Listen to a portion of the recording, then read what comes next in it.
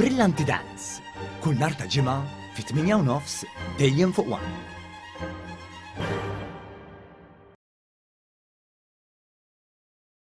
Waqt konferenza tal-aħbarijiet il-Ministru għat-Turiżmu Clayton Bartolo ħabbar l-ispettaklu tal-kunċert tal-BBC Orchestra in Concert li se jirritorna f'pajjiżna għar-raba' edizzjoni wara s-suċċess tal-kunċert bit-tema Classic Rock Anthems li sar is-sajf li għadda.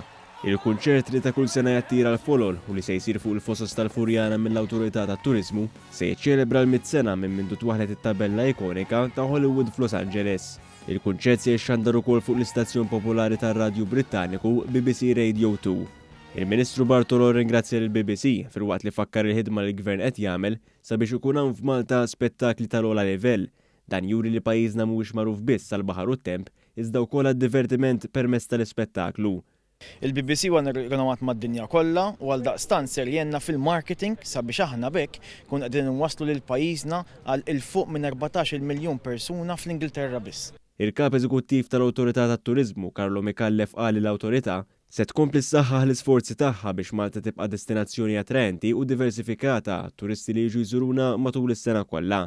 Il-produttur tal-kunċert Anthony Cherry ta' informazzjoni fuq it-tema ta' din is-sena kif ukoll it-tip ta' mużika li se tindaq. Din se tkun tinkludi diski klassiċi ta' Marilyn Monroe u Disney, kif ukoll diski moderni minn films bħal Top Gun Maverick, Jurassic Park u ħafna aktar. Il-kunċert se jsir il-ħadd 9 ta' Lulju. Celebrating 100 years of Hollywood. The Hollywood sign, which everybody knows, went up in 1923. So we've taken that as the anniversary of Hollywood itself.